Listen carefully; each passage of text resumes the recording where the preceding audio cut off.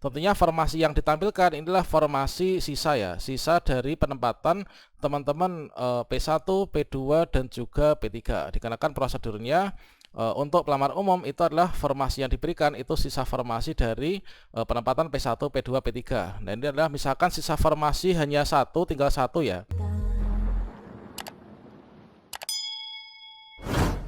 Baiklah sobat-sobatnya, untuk pelamar umum P3K Guru tahun 2022 di sini nanti akan segera dibuka untuk teman-teman bisa melakukan pemilihan formasi P3K untuk pelamar umum ya.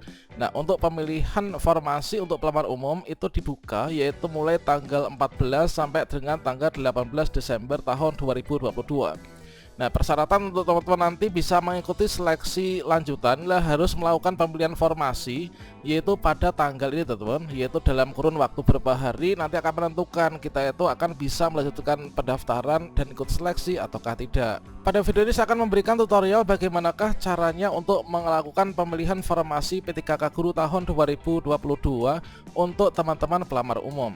Yang mana untuk pelamar umum itu terdiri dari teman-teman yaitu guru sekolah negeri masa kerja kurang dari 3 tahun, kemudian teman-teman dari guru sekolah swasta dan juga teman-teman dari lulusan PPG yang sudah melakukan pendaftaran sampai tahap akhir yaitu pada bagian resume pendaftaran.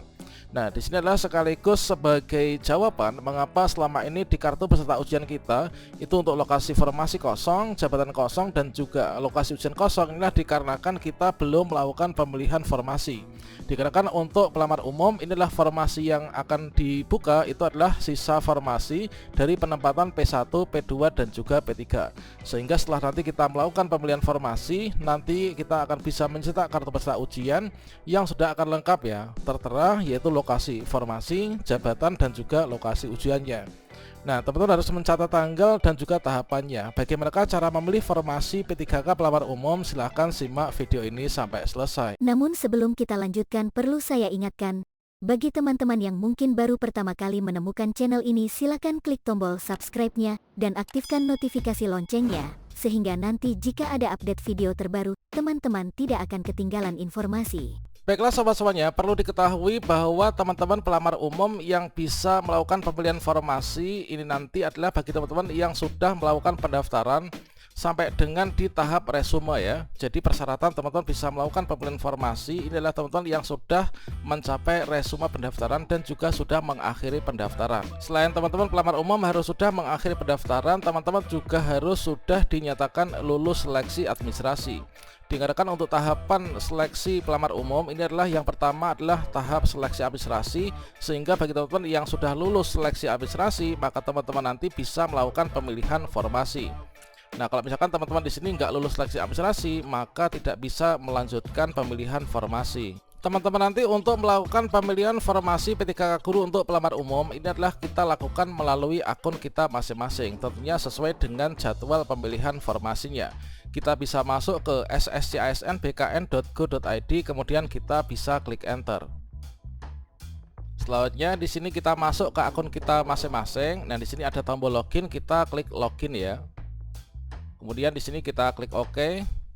Selanjutnya pada halaman login di sini kita masukkan nick kita dan juga kita masukkan password kita. Berikutnya kita bisa klik login. Nah, selanjutnya setelah kita login ke akun SSCSN kita, di sini adalah untuk bagian kita itu lulus seleksi administrasi, kemudian di bagian paling bawah di sini ada tampilan memilih formasi.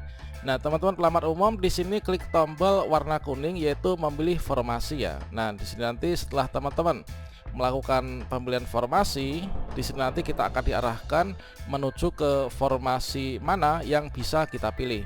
Dan tentunya untuk formasi yang kita pilih itu adalah formasi yang tersisa ya, yaitu sisa formasi dari penempatan untuk teman-teman P1, P2 dan juga P3. Nah, pada bagian ini kita akan melihat tampilan, yaitu di bagian sini adalah untuk jenis seleksi ya. Jenis seleksi kita adalah P3K Guru. Kemudian di sini adalah untuk tahap ini adalah nanti masuknya itu adalah untuk kategori pelamar umum, jenis formasinya untuk pelamar umum.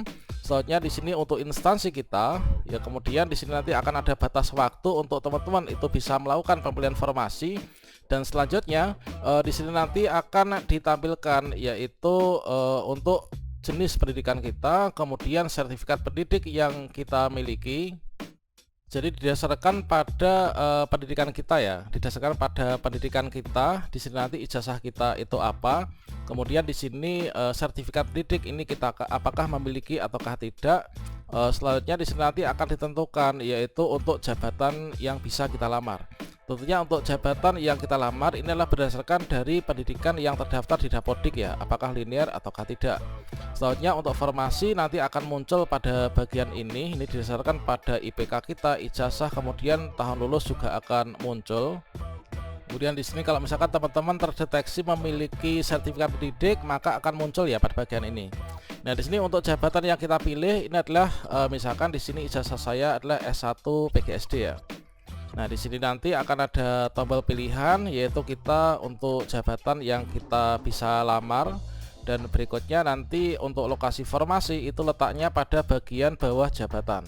Setelah kita milih untuk jabatan kita, berikutnya kita pilih yaitu untuk lokasi formasi.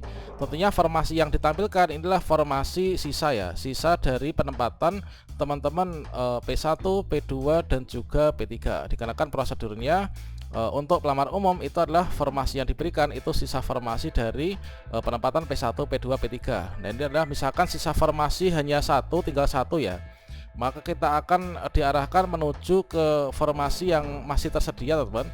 Kalau misalkan di instansi kita formasinya masih banyak, itu nanti akan ditampilkan banyak juga ya. Tentunya untuk sedikit banyaknya sisa formasi yang ada itu adalah berdasarkan dari kuota formasi yang dibuka di masing-masing Pemda. Dan selanjutnya di sini setelah kita melakukan pemilihan formasi, maka di sini setelah terdeteksi ya, nanti semuanya akan terdeteksi. Mulai dari ijazah kita, kemudian nama perguruan tinggi dan juga nama prodinya. Nah, selanjutnya di sini untuk petunjuk pemilihan formasi. Ini adalah kita memilih formasi dan jenis formasi dari formasi tujuan pendaftaran. Kemudian setelah kita pilih untuk formasinya, terakhir kita di sini masukkan yaitu kode captcha-nya ya. Kita masukkan kode captcha sesuai dengan yang tertera pada akun kita masing-masing. Nah, setelah itu, setelah kita memilih masukkan kode captcha, berikutnya di sini kita melanjutkan ya untuk pembelian formasi yaitu mengakhiri pendaftaran, teman-teman. Nah, berikutnya di sini setelah itu kita lakukan mengakhiri pendaftaran. Berikutnya akan ada tampilan yaitu peringatan ya. Setelah pendaftaran diakhiri dan proses Anda ini nggak bisa diubah ya, pastikan kembali jabatan dan lokasi kerja ini sudah sesuai ya, sudah sesuai dengan harapan kita. Dan tentunya di sini yang ditunjukkan itulah yang linear ya, dengan ijazah yang kita miliki. Kemudian di sini kita bisa klik iya kalau misalkan sudah. Dan berikutnya di sini nanti akan kita masuk kepada tahap pengakhiran pendaftaran. Nah, di sini kita sudah mengakhiri pendaftaran, pemilihan formasi sudah dilakukan. Berikutnya di sini kita bisa klik OK ya. Setelah itu teman-teman silahkan pantau untuk penjadwalannya.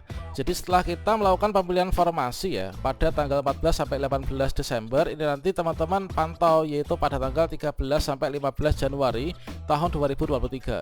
Karena nanti akan disampaikan pengumuman daftar peserta, waktu dan juga tempat seleksi ya untuk pelamar umum, yang mana ini nanti akan tertera pada kartu peserta ujian. Sekaligus pada tanggal ini kita akan bisa mencetak kartu peserta ujian. Di sana nanti akan tertera kita lokasi tesnya di mana, formasi yang kita pilih itu apa, lokasi kerja itu di mana. Kemudian setelah itu teman-teman mengikuti seleksi kompetensi untuk pelamar umum, kemudian pengolahan hasil tanggal 21 Januari sampai 1 Februari ya. Pengumumannya dibarengkan dengan P1, P2, P3 tanggal 2 sampai 3 Februari. Berikutnya masa sanggah, jawab sanggah, dan teman-teman yang lulus nilai terbaik maka nanti pada pengumuman kelulusan di tanggal 20 sampai 21 Februari ini nanti teman-teman akan bisa dikatakan lulus ya, dan bisa melakukan pemberkasan untuk penetapan nomor induk P3K.